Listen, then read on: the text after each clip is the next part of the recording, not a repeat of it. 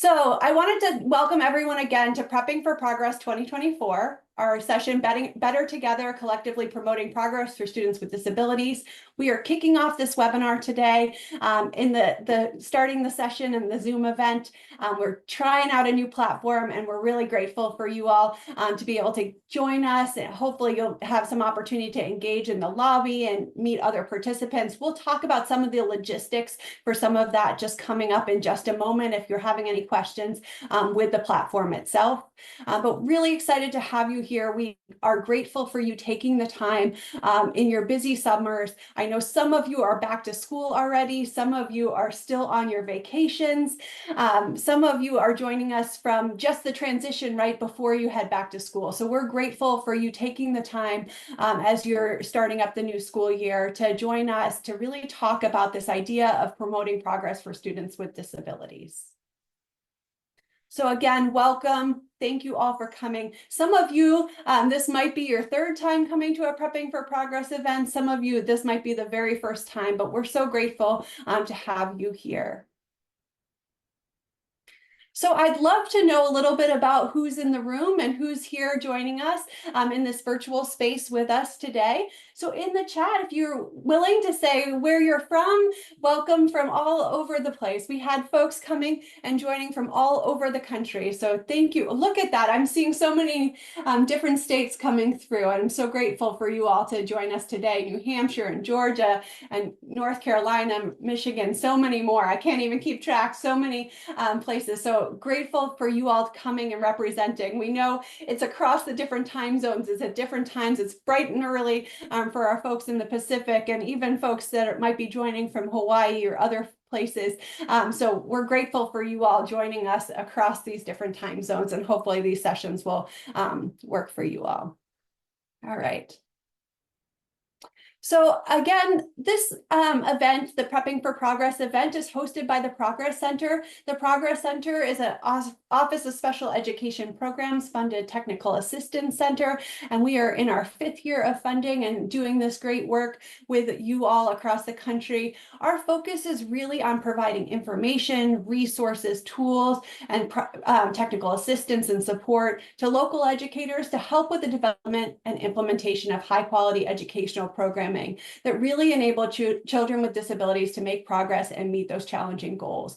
Our work focuses on the development of high-quality IEPs, as well as the instructional programming for students with disabilities and their experience in school, things like belonging and community and the connections and collaboration that we need in order to support them. Our work for the center is really outlined in 3 kind of major buckets of work. Our first is our knowledge development team that really works to understand the current research, policies, guidance, and so many more factors to support our work, right? Understanding what's the context and the experience that's going on in the field from educators, from parents, from students, and other partners and stakeholders working with students with disabilities. And then we have a group of technical assistance providers that work deeply with a group of partnership sites that have really been phenomenal partners with us over these past couple of years in order to support this work. They've helped us test out some of this training, some of the materials, some of the messages that we'll share with you across the next couple of days. And then finally, the work that I lead out is the work of the Universal Technical Assistance, and that really is all of the freely available tools, resources, presentations, all of these different things that are available to you all educators, leaders, families, and those working with students with disabilities. So everything available on our website, promotingprogress.org, and so many more trainings and webinars and all of those things that we provide over time. So why are we here, and where does this work really start with and come from? As we thought about in the 2017 Andrew F. Decision, we really focused on that shift from just ensuring that our IEPs are high quality and that they're procedurally compliant and ensuring access and benefit, to really thinking about this idea of making progress in light of the child's circumstances. What does that look like? What does that feel like? And that was really an impetus for us as we started thinking about this work, recognizing that we need to think about this IEP and design it in a way that will help us understand how students make progress in light of their circumstances. What does it mean to understand those circumstances, and how can we ensure that we are developing IEPs that are reasonably calculated in order to help students make progress? But as I mentioned before, we recognize that this work spans way beyond the IEP. The IEP is a critical feature and a critical component, but as you'll hear us talk about over these next 2 days, it will not be the only piece of this work that we need to keep in mind. We really need to think about the high quality instructional programming that students access and benefit from across all of their school experiences in order for them to have post-school success.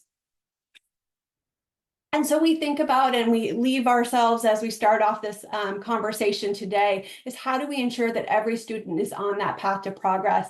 And the different sessions that we'll talk about and the different kind of experiences we'll have together over these next couple of days will really, I hope, help you think about how can we ensure every student is on that path to progress? How do we ensure that we are creating the learning environments that ensure that they have ability to access and progress in the general educational programming, that they are able to reach their post-school outcomes and goals and have successful lives? How are we putting those structures and supports into place? So with that, I'm excited to introduce our project officer, Dr. David Emenheiser, who will share a little bit more about the event and welcome you all to the event.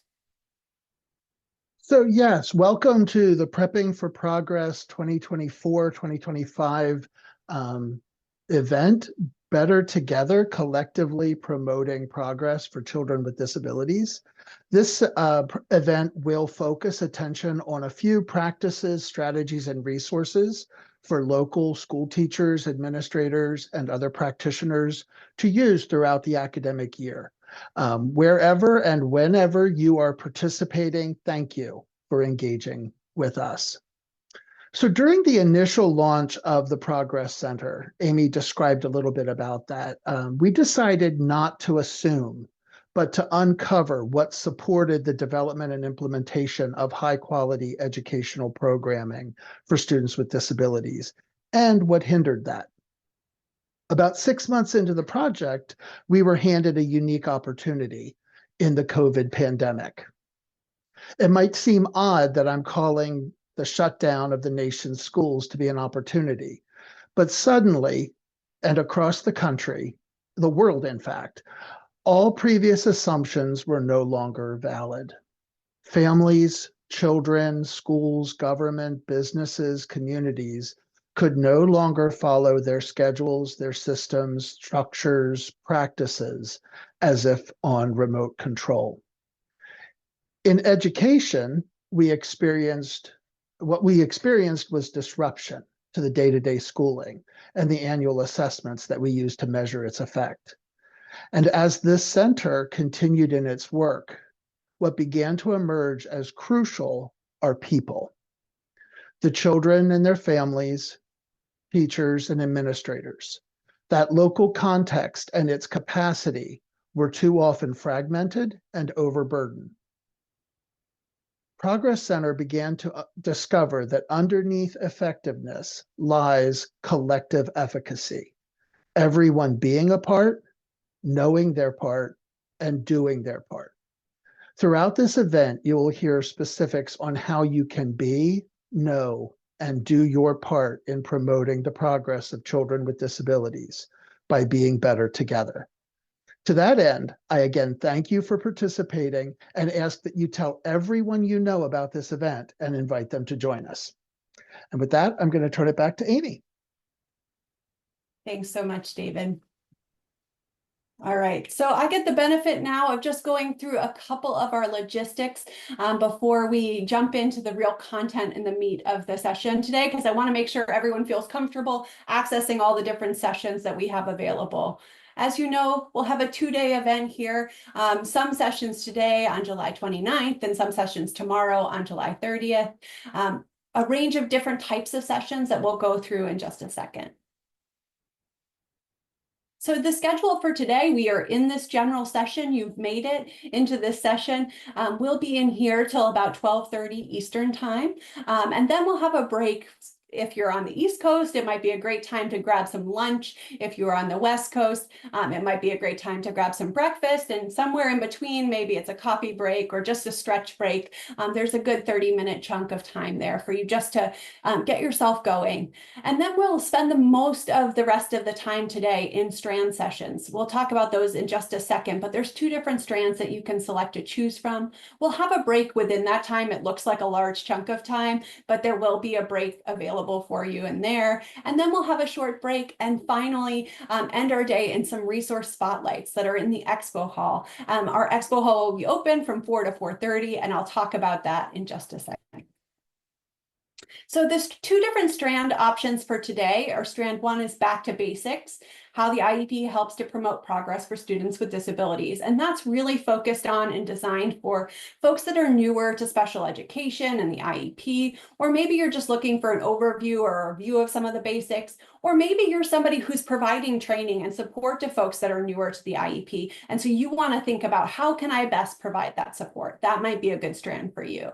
The second strand is to dig a little bit deeper, particularly into the statement of services and aids and what is specially designed instruction. How is that different and distinct from supplementary aids and services or related services and so on, and really unpacking what do we mean by specially designed instruction? How do we think about that? What are some of the common myths or challenges or misconceptions as we think about SDI and specially designed instruction? So you can select one of those strands. If you're interested in both of those strands and you're not able to attend both because you can only attend one, we will be, as I mentioned at the start, recording all of these different sessions. And so if you want to refer back to one of the other strands at a later date, you're welcome to do that as well. So tomorrow, our schedule looks a little bit different. We'll start with resource spotlights. And so then you'll again have that time in the expo hall to navigate around, learn about those different resources. We'll take a short break and then we'll have a general keynote kind of session like we're doing right now. After that, you'll have the opportunity to choose concurrent sessions. So there's 2 different concurrent session options. And they will just be repeated sessions. So you'll have an opportunity to choose from 2 of the different 5 sessions available. We'll have another short break and then we'll come together as a closing and hear from one of our great partner sites from East Baton Rouge, Louisiana, to really help us understand kind of how this work has unpacked and unrolled in their setting. So tomorrow's sessions, there's 5 different sessions, as I just mentioned, for the concurrent sessions, and you can choose up to 2 of those 5.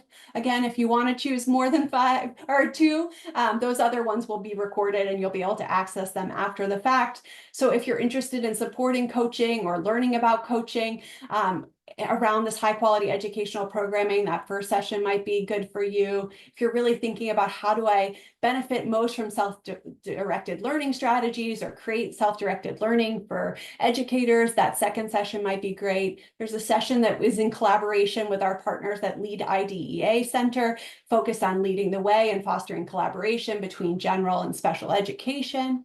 We have a session with a great panel from Tomball ISD in Texas, thinking about how do we ensure that all means all and really creating high expectations and opportunity and collaboration to support all students, including students with disabilities, and achieving high outcomes. And then finally, we have a session really focused on cognitive and metacognitive strategy instruction. So again, you can choose 2 of those sessions to attend, and those will be happening tomorrow. So just to give you a little bit of sense of the system as a whole, think about navigating the lobby. You all got to the lobby to get into this session. You joined it from your welcome link. You can navigate around that at any point. That lobby will be open until about August 30th, so you can navigate around here after the event's over as well. But you can see the different sessions that are available, different speakers, and the lobby chat is a long ongoing way to engage with with other participants or our staff here at Progress Center. If you have any questions or needs, feel free to make any comments there in the lobby chat, and we'll be monitoring that. But really think about the lobby kind of as our one-stop shop, our place where we will be, so that we're easily accessible and available for everyone to navigate within the session. All of the different sessions are available under the Sessions tab. That will show you which sessions are happening, at what time, and so on. You can flag a session that you're interested in attending with that little yellow flag, and if you do, it will show up on your itinerary, so you'll easily be able to access that and know which sessions you're most interested in participating with. So all of those, again, are available for you on that Sessions tab, which you'll see right next to the lobby up on the top toolbar there on your screen. And then finally, as I mentioned before, on that Sessions tab, if you've elected to put something on your itinerary, it will show up on that itinerary tab as kind of a calendar of what you want to do in order for everyone to be able to, or for you to easily be able to access that. And you can download that to your calendars. So if you want to make sure that you attend a session at a specific time, if you export that to your calendar, it will download right to your Outlook calendar or your Google calendar or whatever that might be, so that you can easily access that. I think you guys probably figured this out when you joined this session, but to join a session, you'll see that little green button that says join that will allow you to know that the session is live. And again, you'll see also a little red now showing that the session is live. If the session is not live, you won't see the access to those different buttons. But once the session is started and live, you can go ahead and click join. You'll come into this Zoom experience. It will open up as a separate Zoom window on your computers, and so you can easily access that. You can stay and look in the lobby at the same time, and you'll still have like all of your tabs and everything open on your computer. You won't be able to join more than one Zoom session at a time, but you will be able to access the lobby as well as your Zoom session at the same time. And just as a heads up, there are waiting rooms enabled for you to access or for each of those sessions that you'll be participating in. So you might join a couple minutes early if the presenters are testing out their audio or other things like that, that will allow them to make sure that the session is ready for you. But you'll be in that waiting room until they start the session. And so they'll bring you back into the session at the start of the session. Oops. The one other thing that I wanted to point out that's not part of your sessions tab is the expo. And as I mentioned before, that's this afternoon from 4 to 4:30, and then tomorrow morning from 10:15 to 10:45 a.m. Those are the Eastern times. So those can adjust for your different time zones. Those sessions are really focused on allowing you to talk to some of our educators and residents who help support us in the Progress Center and understanding kind of the context at the local level. They provide great feedback on our resources and tools and our messaging and help us to shape this work on an ongoing basis and help present for us and things like that. So they will be there, as well as our Progress Center staff, in order to help you understand and dig a little bit deeper into some of the resources you might hear about in different sessions that are available. So in order to do that, you'll go ahead and click on the expo up at the top of your toolbar on your lobby, and you'll be able to see the different expo sessions and click enter the booth.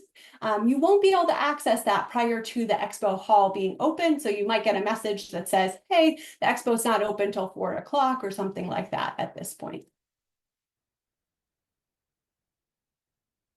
Once you get into the expo hall and you enter a booth, this is kind of what you'll look and feel like. So you can enter the booth that you're interested in exploring. You'll click the join button if you want to go and talk to the presenters, hear a little bit more about the resources or ask any questions. That will open in a separate Zoom window. Once you're done with that, you can go ahead and close out the Zoom meeting and click leave booth right at the bottom to allow you to access and exit the booth. You can join another booth. Just think about it like an expo hall at a conference or an event. You can go around and learn about the different tools and resources that are available for you. I just wanted to point out that there are two different views in the expo hall.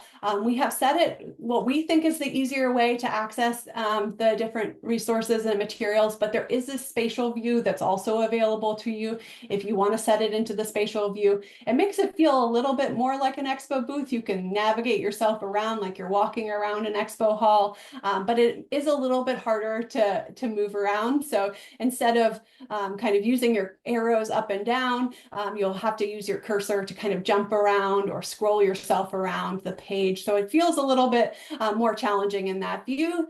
So hopefully you won't have to worry about that. But if you prefer a spatial view, you're more than welcome to use that.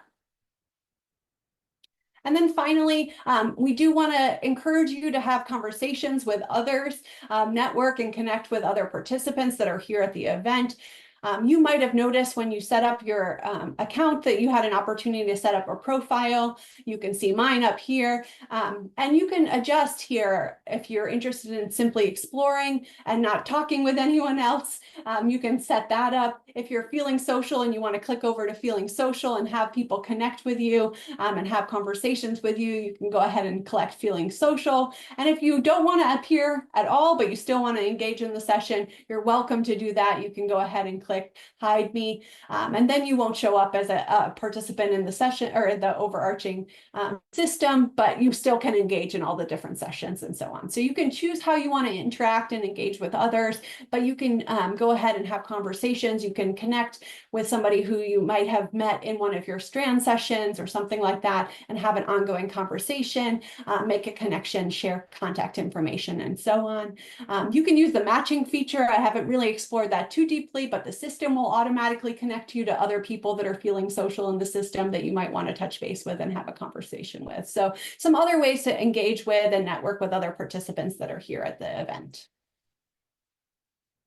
And then some of you, as I mentioned before, might not be able to attend all the sessions that you're interested in. Maybe you have a conflict. Maybe you have multiple sessions at the same time that you're interested in. All of the recordings will be available to you immediately after the session ends.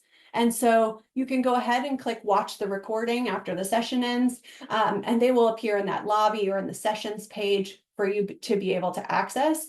The biggest thing to note is those recordings will not be edited at all. And so they are automatically generated right after the session. And so you can access them, but just be aware of that. We'll keep the lobby open until about August 30th so that you can easily access and watch any of those recordings at that time. But after that, we'll have all of the materials archived on the Progress Center website so you can access those recordings after the fact as well. If we get those recordings, the cleaned up recordings up before the August 30th date, we might close out the recording a little bit earlier, but we'll be able to do that. And then all of the event materials are available on the Progress Center website. This is also where the recordings will live after the fact. We'll put a link for this page into the chat so you can easily access that here. But you can access the slides for the different sessions and some related resources related to each of those sessions.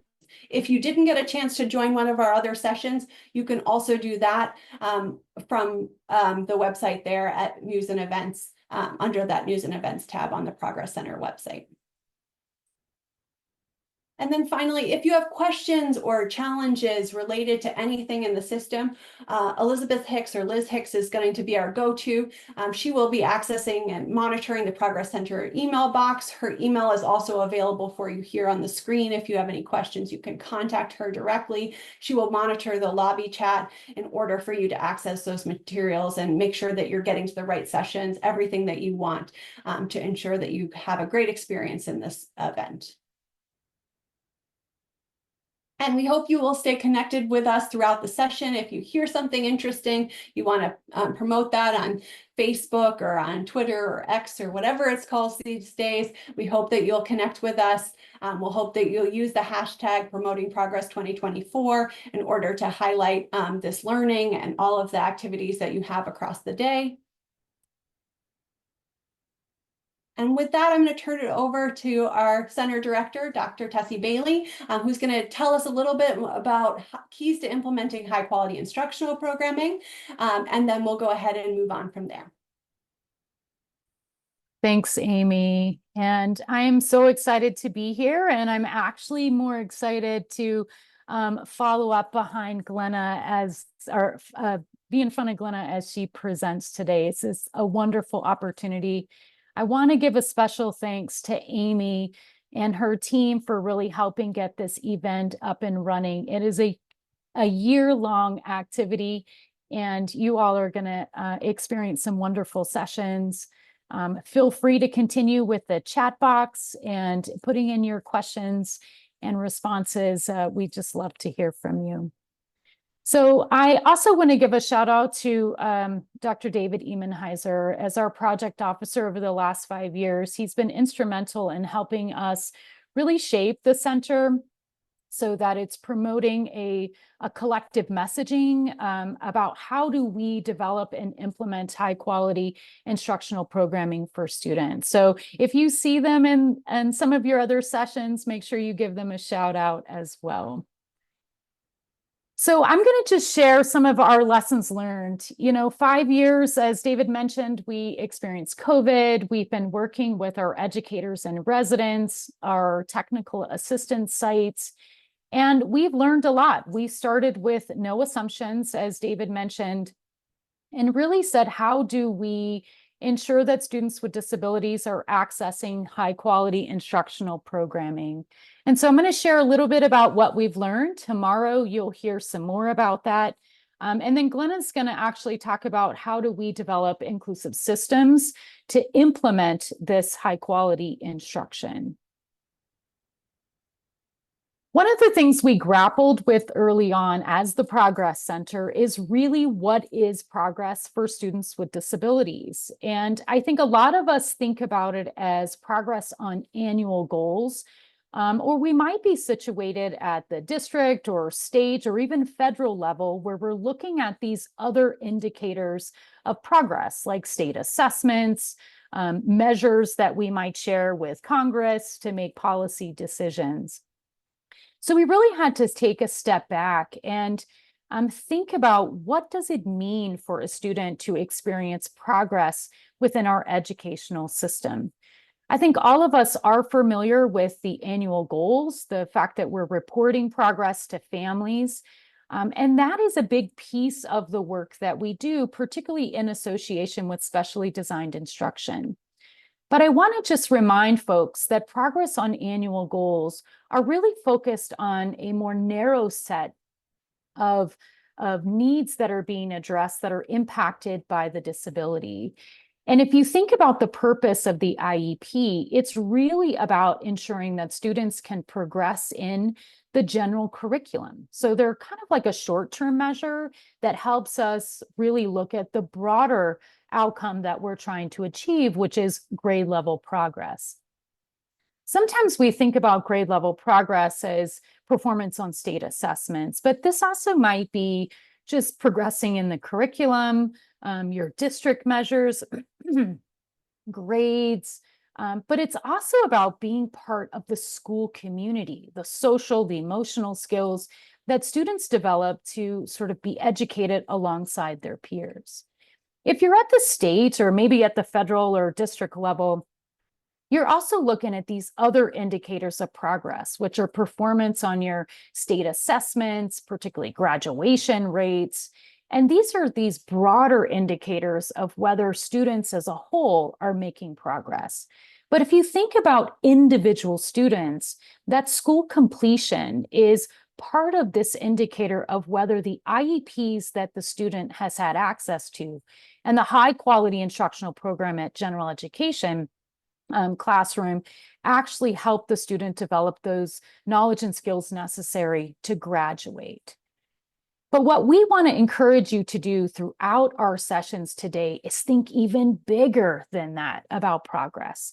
Because really the purpose of all of the IEPs that students have, their access to their grade level instruction, the attaining their graduation is around really being prepared for post-school success.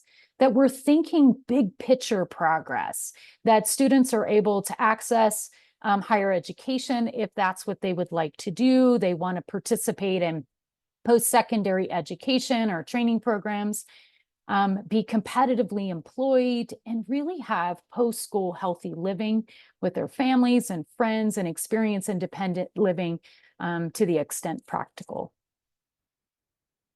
When we think about the development of this high quality instructional programming, really to access and benefit from the general curriculum, there are two things I want you to think about. One, we have to ensure that the core programming that students have access to, the curriculum that you choose, the standards-based instruction, the evidence-based practices, that has to be of high quality for all students before students with disabilities can actually benefit from their IEPs.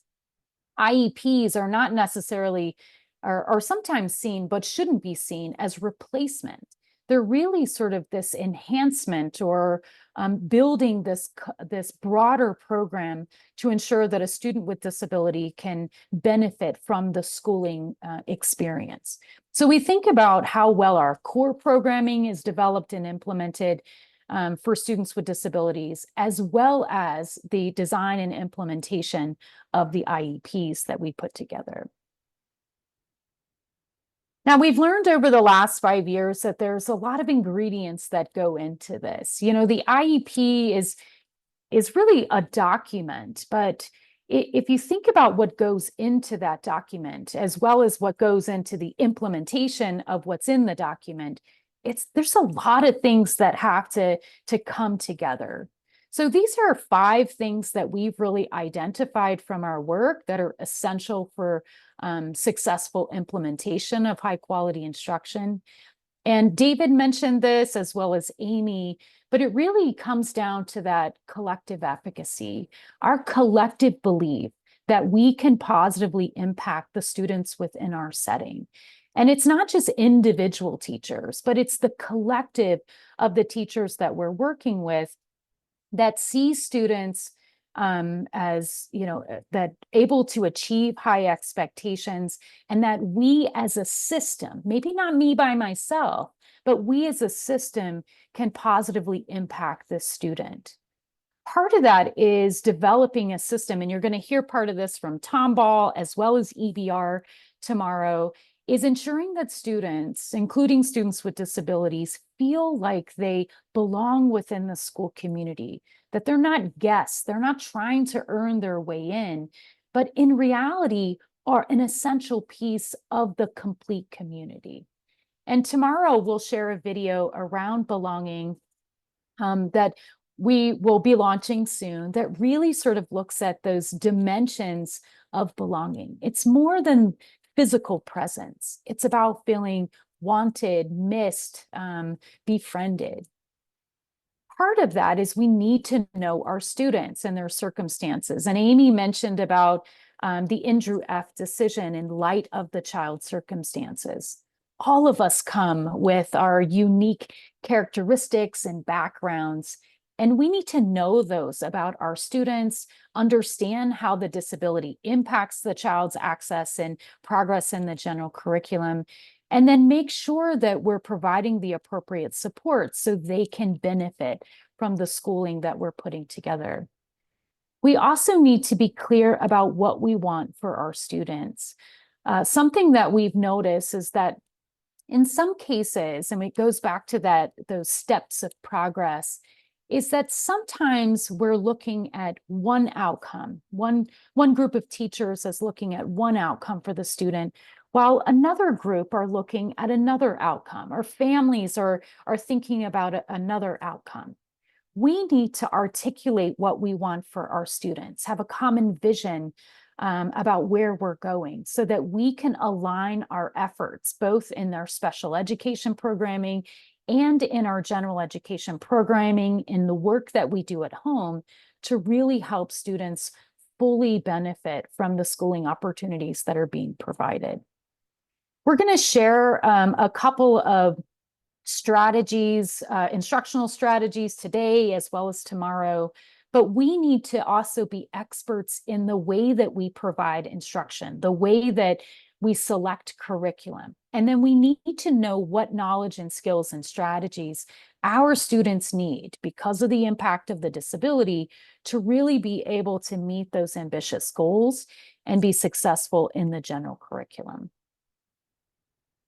Collective efficacy, you saw, was the first step, and it was really intentional. I think it became very apparent in our first year that there's no way that a single teacher has all the time, knowledge, and skills to be able to meet all of the students, either on their caseload or within their general education classroom. But I think sometimes we feel, whether we're a special ed teacher or a general ed teacher or related service provider, the burden of educating an individual child. And we need to really depend upon that collective efficacy, the expertise of the players within the system to ensure that we're providing a high quality, appropriately intensive program for the students that we work with. All of us play a role, whether we're a family member, a paraprofessional, a special ed teacher, or general education teacher, in ensuring that students are able to access and progress within the schooling opportunities that we have within our system. And this is where we come down to that better together.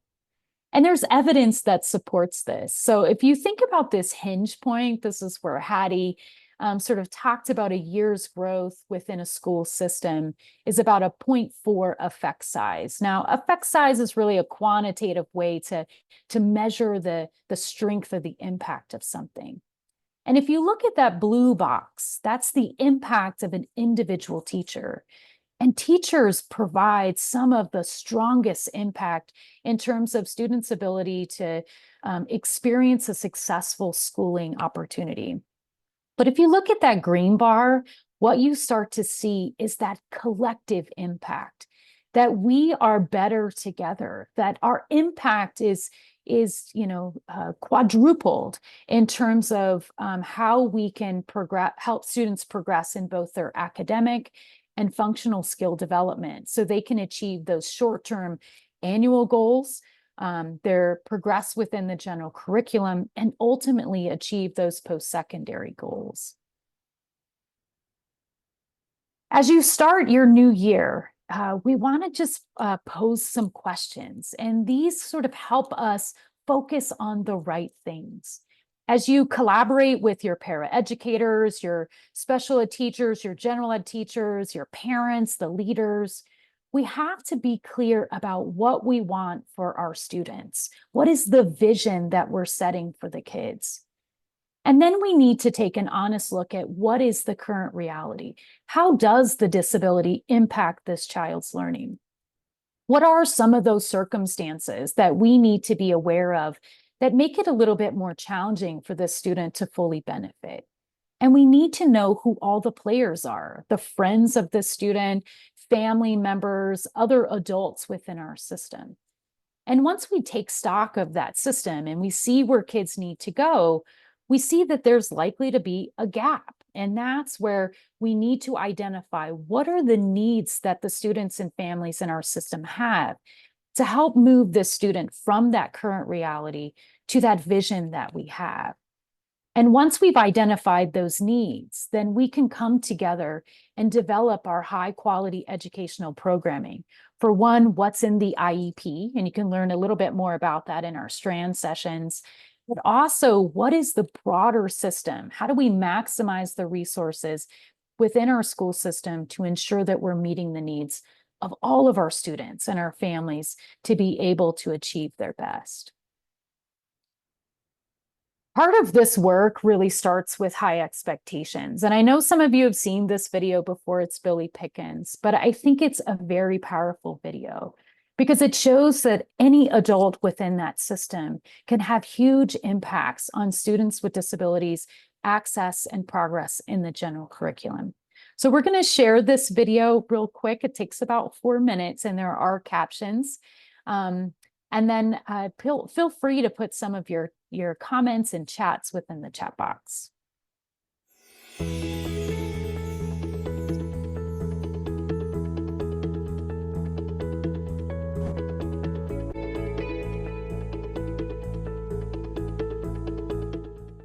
In this Stories from the Classroom video, Billy Pickens tells us how his teachers' high expectations for him may not have been welcome in high school, but that as an adult who is deaf-blind, he now appreciates how important it was for his future.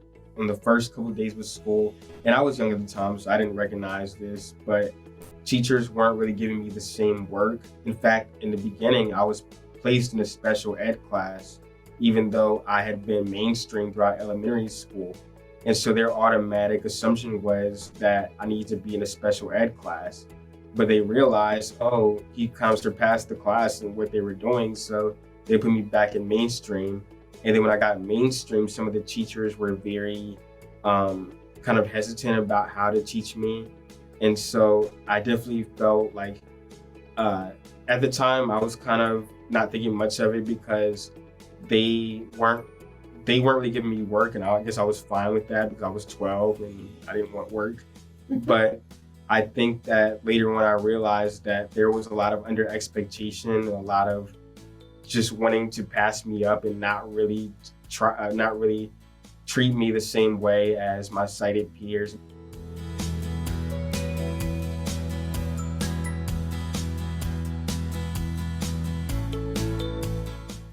One English teacher made a lasting difference for Billy's future. He called a meeting and he was like, your writing is really good. And he was like, why are you in standard? You should be in honors with this kind of writing. And I said, well, I don't want to do the homework. And he was like, well, I can help that. You can stay in standard, but I'm going to give you honors level work. And so he kept me in standard. I thought he was joking, but then all of a sudden points get taken off or commas here. And it got to the point where me, and my mom were all kind of butting heads about it because I need the class to graduate, and he was being extremely hard on me. And at the time, I didn't really like it because, like I said, I didn't want to do the work. And later on, he told my mom, he was like, I know we can do it. So I really gave it my all eventually, and I did pass the class and did well. So what does Billy recommend for educators to promote progress for students with disabilities? Leave your biases at the door and just walk in and see people as individuals. I know that sometimes it can be hard, and I understand that we're all kind of judgmental in some way at times. We all kind of look at people or have a first impression of people. But I think as a teacher, do your best to try to realize that anyone who walks in your classroom likely wants an education. They may not realize it at that point because they may be young and just kids, but I think everybody genuinely wants to learn something. And so I think if you see that and see beyond what disability they have or what race they are or whatever it might be, I think that you can realize that at the end of the day, everybody wants to learn and everybody can learn. Billy graduated from the University of North Carolina at Charlotte in 2020. He now works for the Exceptional Children's Assistance Center, leading the youth advisory team and youth newsletter, while developing his very own podcast series. So I want to share that this video, along with a number of other videos, are available for you to also use within your professional learning. And these were developed by individuals with disabilities or family members, and helps, there are some discussion guides that go along with this, can help sort of facilitate these hard conversations sometimes. The reason we developed this video at the very beginning is because the data that we were finding was indicating that even once students with disabilities were identified as having a disability, the expectations for them changed, even when other kids were engaging in that same behavior.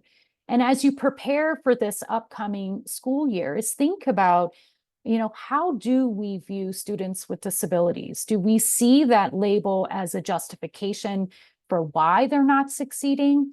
Or do we see that as a way to understand the needs of that student so that we can better prepare for providing instruction for those students?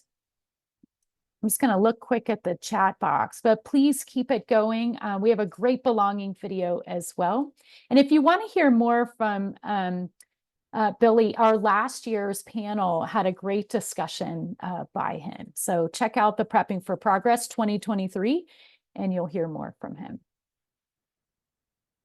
I'd mentioned the 10 dimensions of belonging, and tomorrow we'll share a short video that you can use within your own professional learning. But in the work that our initial work around schools that are beating the odds, which means schools who have students with disabilities outperforming academically in reading and math, belonging is a key component, is that students with disabilities are not only present within that classroom, but are welcomed, are known as valuable members of that school community, feel heard, are adequately supported, and are missed. And I think that's a big piece about this concept of belonging, is that when you're not there, people miss you and they wish you were there. So we have found through the work that was initially launched by Eric Carter that these are some of the critical dimensions for setting the stage for us to be able to provide high quality instruction. Something that you'll see in the next two strand sessions is really around better leveraging the IEP. I think some of us maybe have a negative relationship with it, but it can be a very powerful tool because in the PLAF statement, for example, it outlines those needs. It outlines the vision that we have for the student and really helps us develop the instructional programming and aids and supports the student might need in the general education classroom to be able to access and progress in that general curriculum. It also outlines those bigger goals, right, that we as a system are helping this student achieve, and provides us a way to monitor whether the student is progressing and make decisions if the student is not, about how do we maybe change the way that we implement or intensify or adapt the instructional programming, both in our special education and within the general education. We do have a number of high leverage evidence-based practices. We've identified 6 of them. You'll hear about the metacognitive and cognitive strategy instruction tomorrow.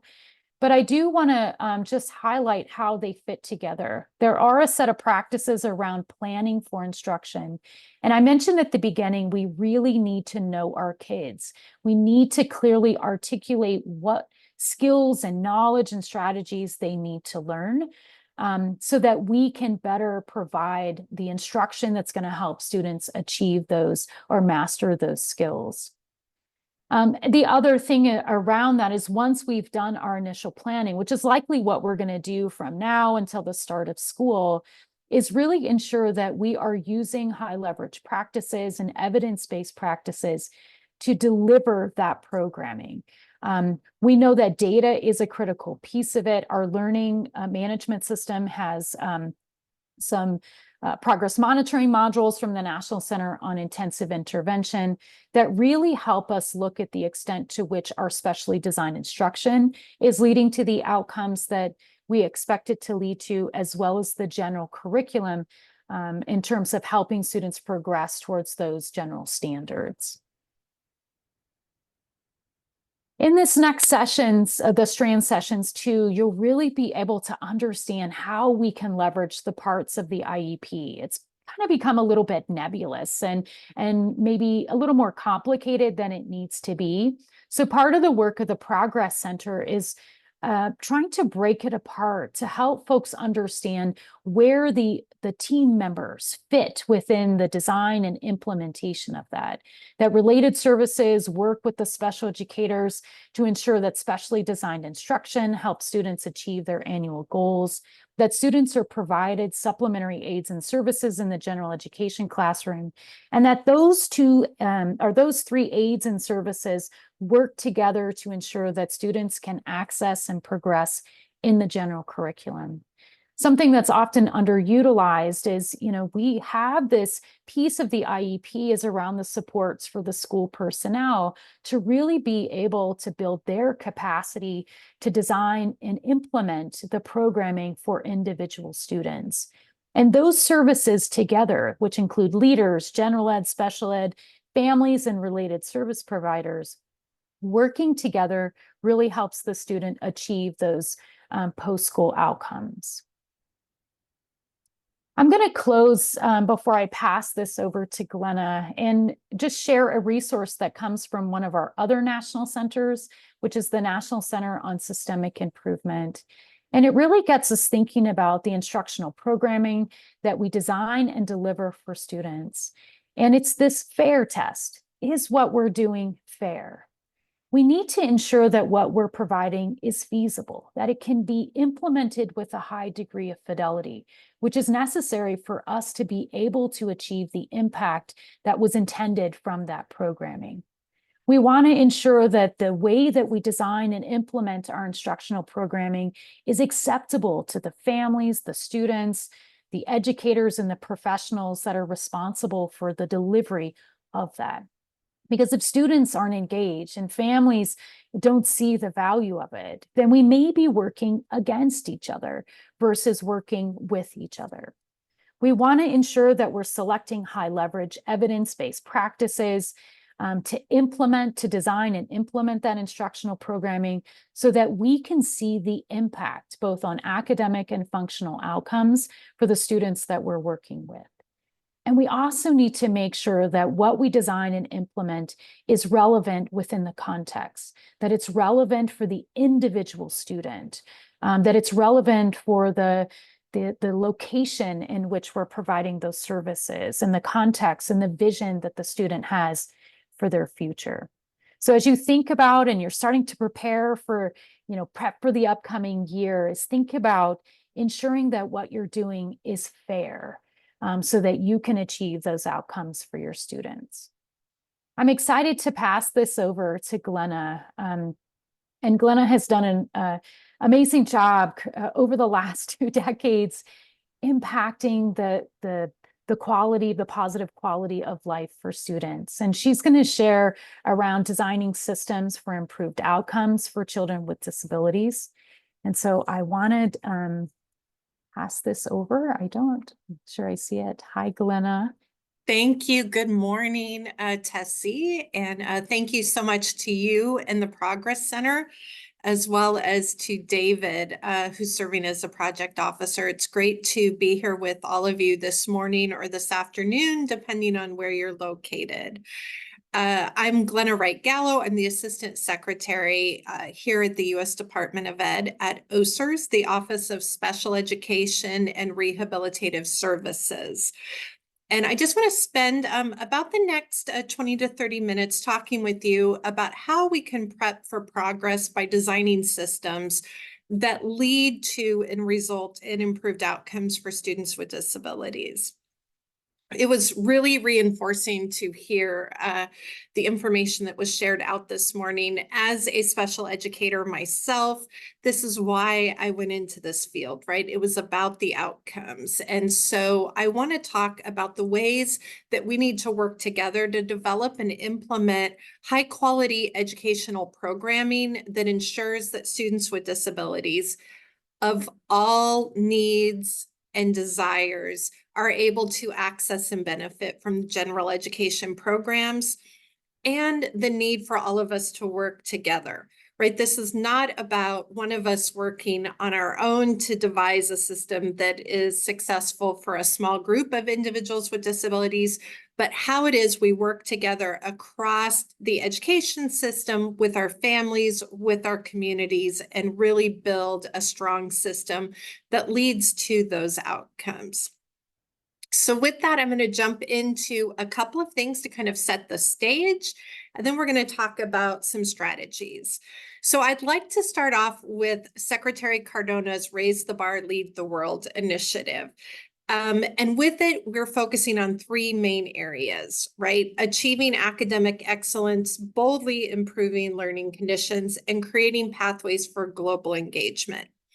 I think it's important that we use this as we set the stage because it really talks about expectations and expectations that we have for every student enrolled in attending public education across the United States and the territories are expectations that we have for each student with a disability as well. And so with that, we're looking at how do we accelerate learning for each student? And for students with disabilities, I really want to know, how is it that I get more than 1 year's growth out of every school year, right? Because we know that sometimes our students are lagging behind and we have a gap. And so we need to focus on how do we close that gap? How do we make more progress? And then part of that is delivering a comprehensive and rigorous education for every student. And that is code, right, for accessing and making progress in grade level standards. And so for students with disabilities, how do we make sure that that happens? How do we leverage the IEP system in making sure that that happens? How do we use evidence-based strategies to provide specially designed instruction, SDI, as well as evidence-based strategies for the provision of general education? We also want to make sure that we've addressed the educator shortage. And this is something that we have long been facing. But how is it that we recruit educators to the field, both in general ed and special ed and related services? And how do we keep them in the classroom?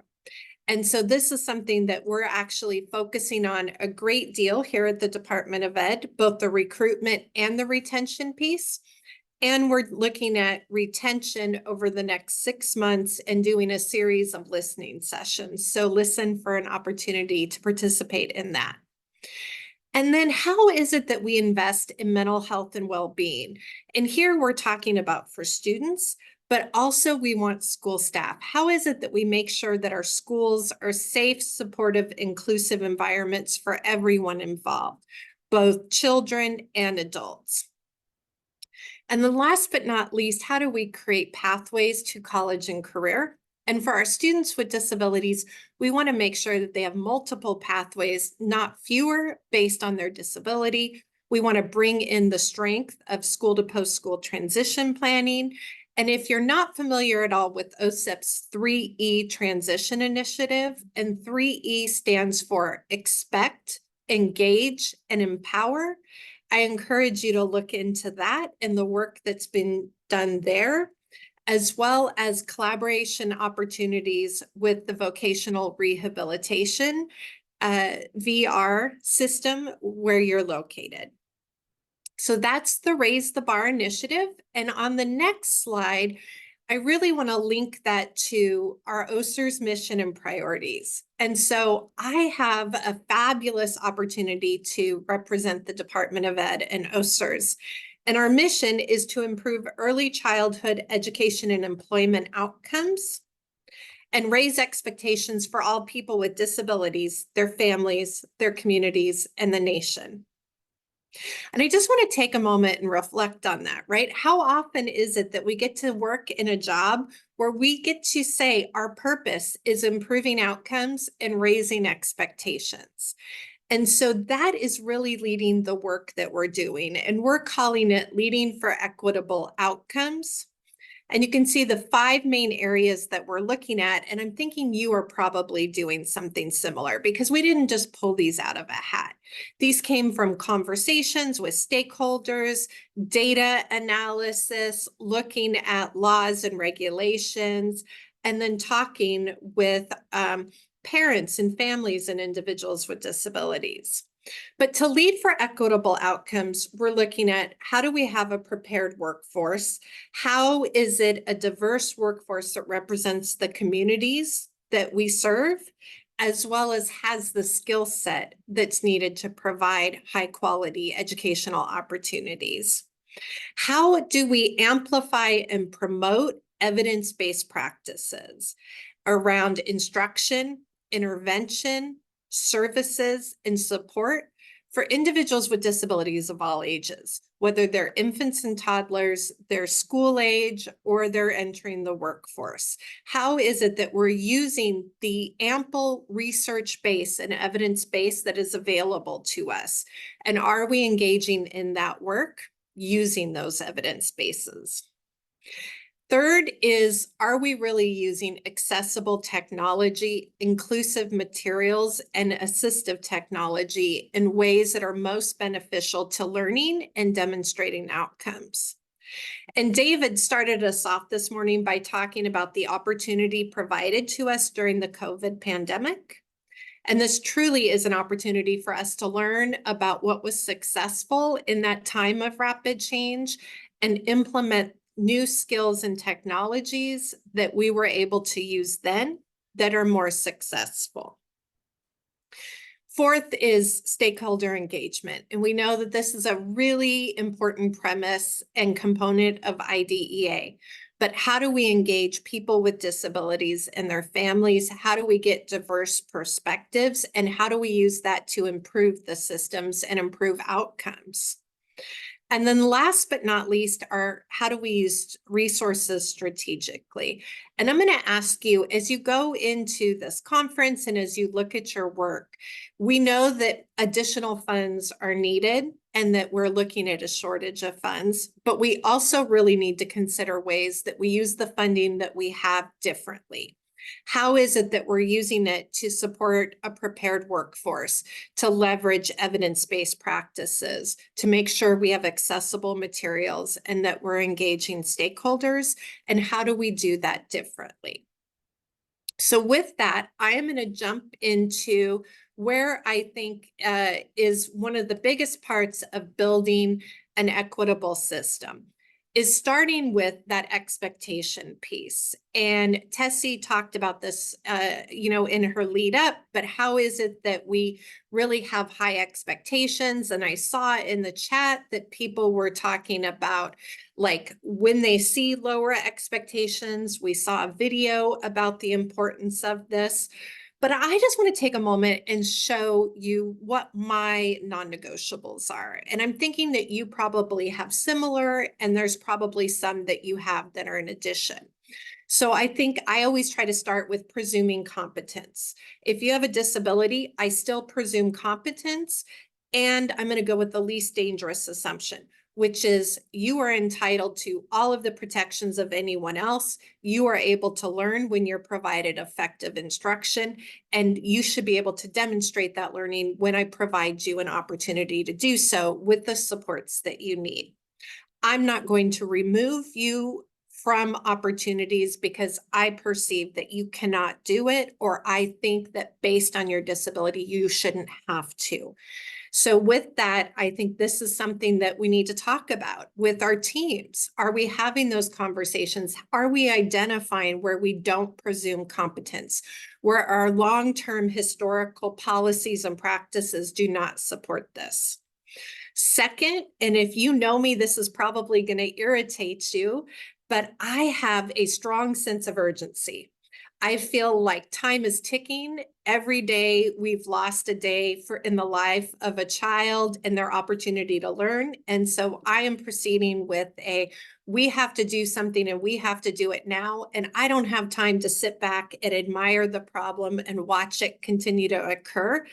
I feel like I have to do something now. I have to change my behavior now, and that this is impactful and important to the life of a child. One, I want to make sure that I'm leading towards the vision, that I'm not managing things. And here I just want to share a quote that is one of my favorites, but it's from a book called The Work of Leaders.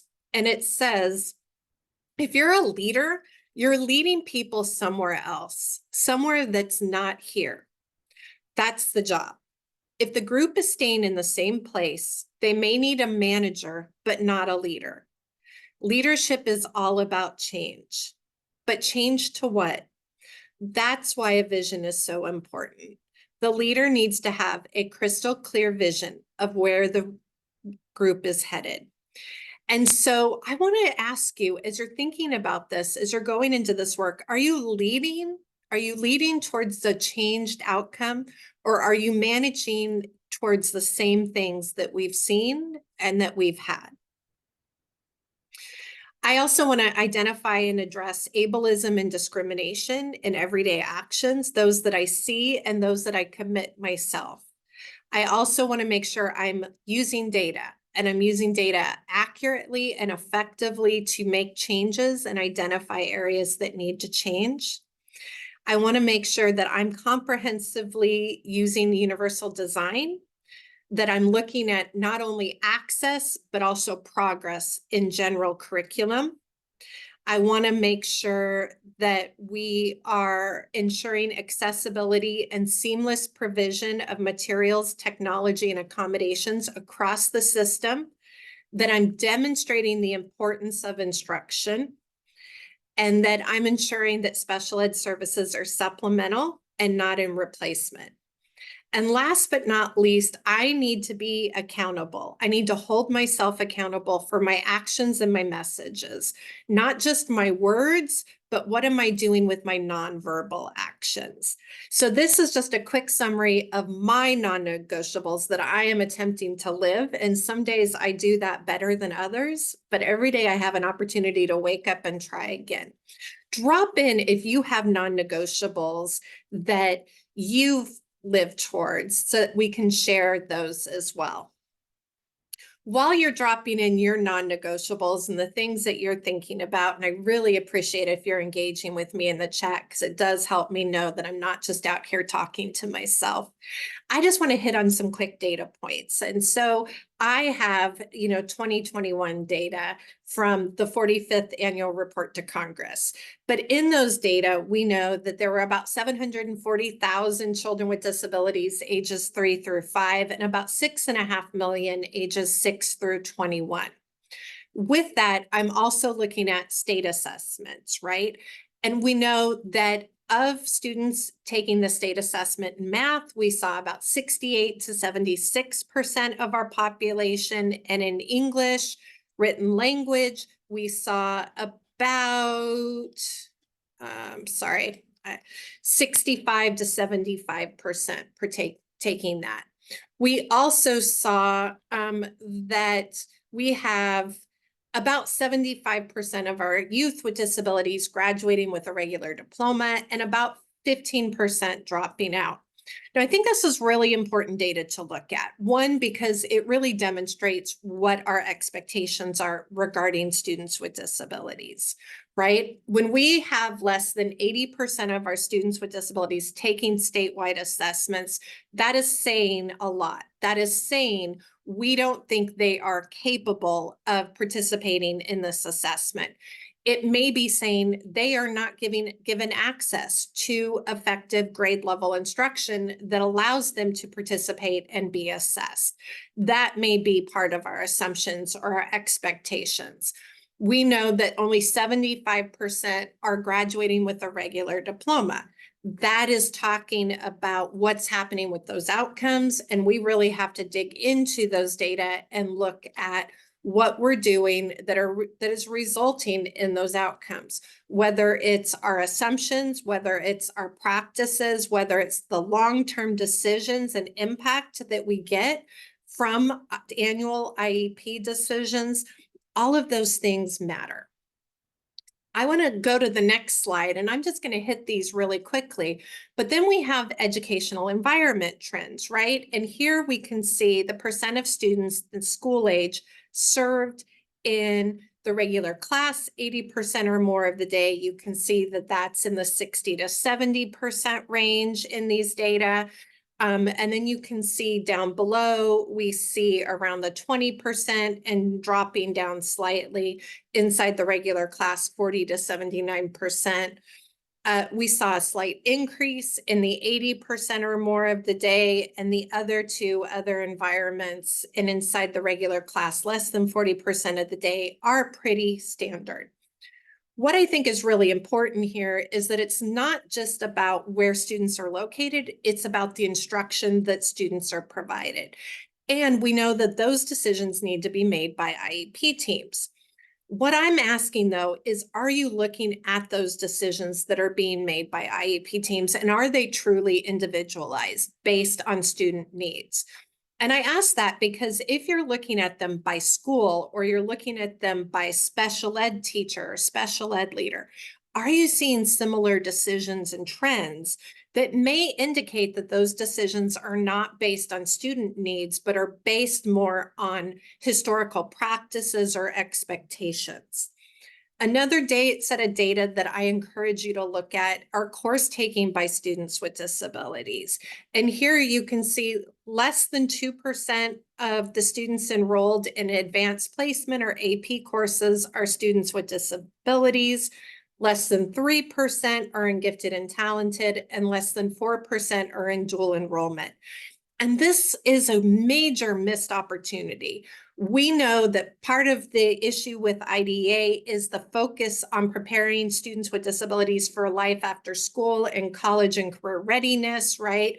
Whether you think about further education, employment, and independent living. And transition planning is designed to support them.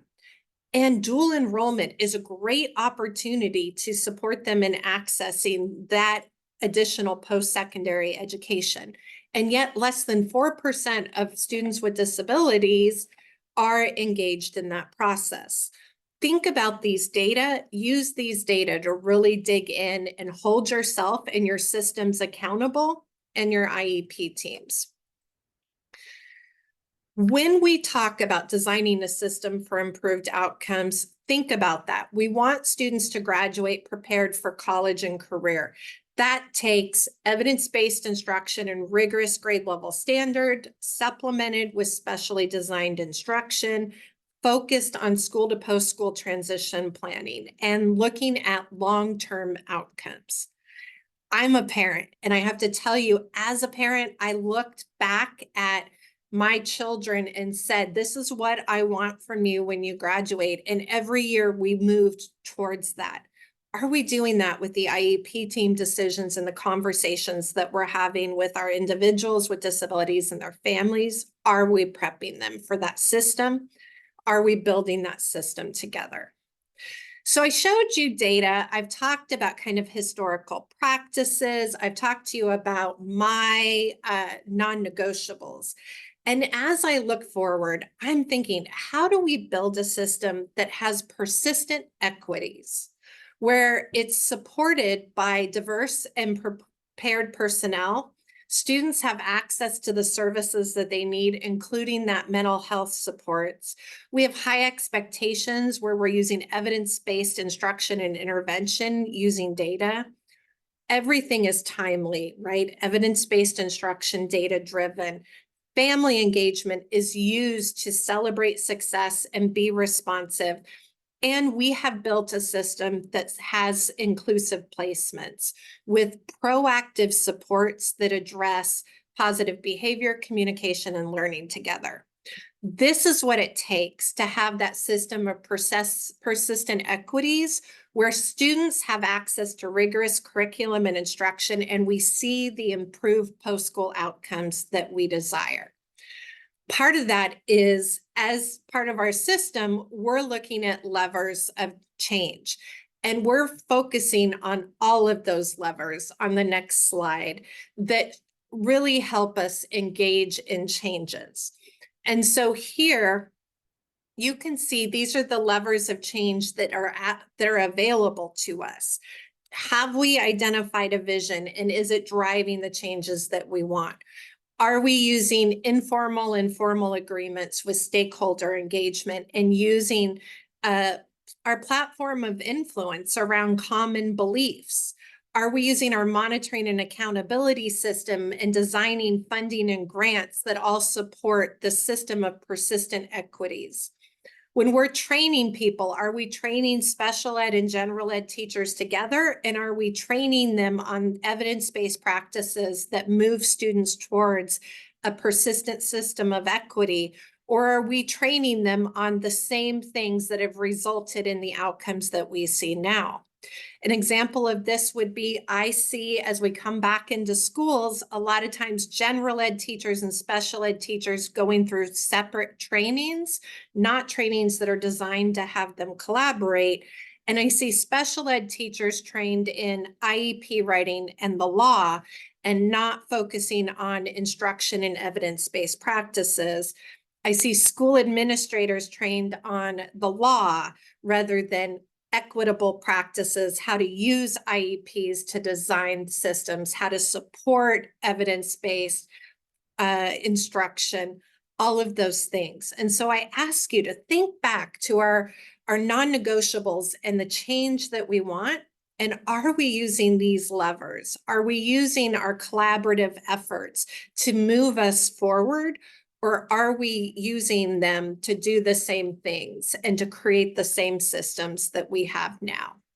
And so on our next slide, I just want to ask you to think about, what do our current actions saying? Are they demonstrating our commitment, our non-negotiables, our sense of urgency to improve outcomes?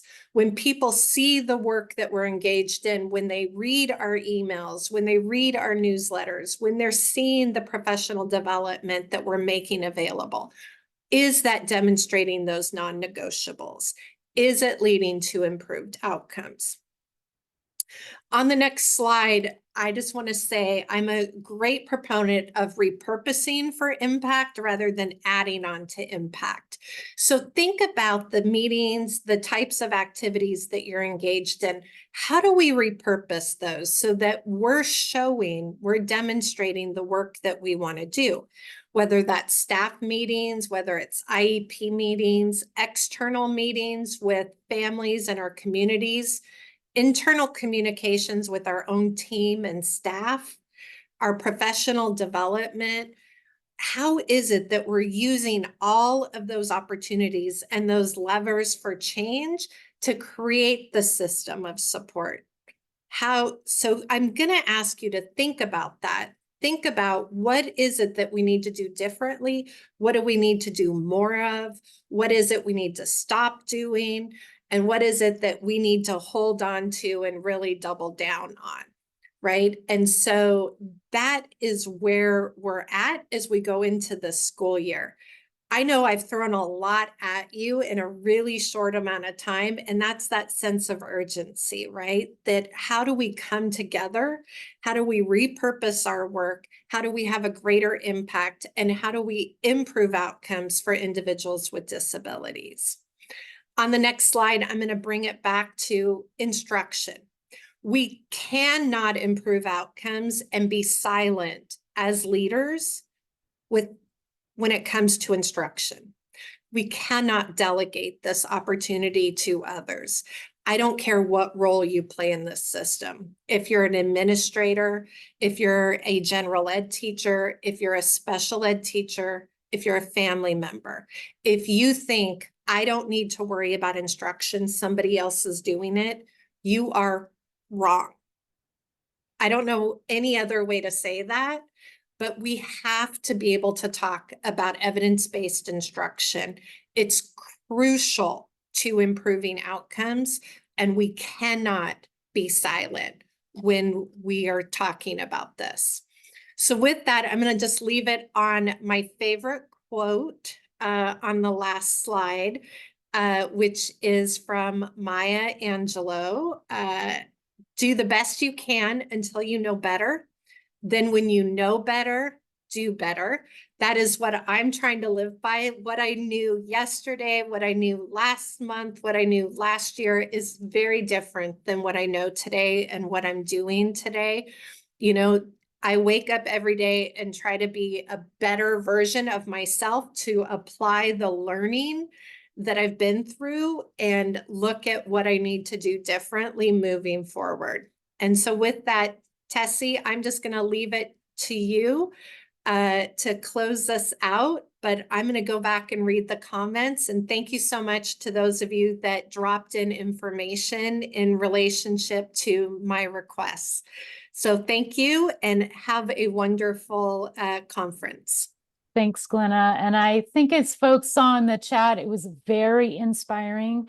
And I want to thank you for being such a champion, both for educators and leaders of students with disabilities, but as well as students with disabilities themselves. So we are in good hands. So thank you so much. Keep your chats coming. I can see them sort of coming in, and give your kudos to Glenna and ask your questions and leave your comments. I'm going to just close this out really quickly so that you have time to take your break. As a reminder, at 1 o'clock, we will start our strand sessions. You will have 2 sessions to choose from. The first one is really around how do we leverage the IEP to support the instructional design and delivery. And then the second session will really be around specifically specially designed instruction. And so pick the one that best meets your needs. There will be a break after that strand session. There'll also be a break within the strand session, but come back and join us for our resource spotlights, because these are the tools that can help you in your collaborative efforts to develop some of your professional learning that promotes collaboration. And you'll be able to see some of those in action tomorrow as well. Finally, you'll be able to access all of the event materials for the strand sessions and the other sessions that will happen today. You'll find it under the news and events for the 2024 Prepping for Progress. You'll see on the left-hand side, if you're attending strand session 1, you can click on the plus sign. It will open up. You'll be able to access all the activity materials and the PowerPoint session or presentation for each session. To join us for the expo, though, check out the expo in your upper right-hand toolbar, and you'll be able to click on the ones and move about the booths as you see fit. I want to thank you again for joining us today. We will see you at 1 o'clock Eastern. Make sure you check your time zones. It's updated in your platform based on your computer time for strand sessions 1 and sessions 2.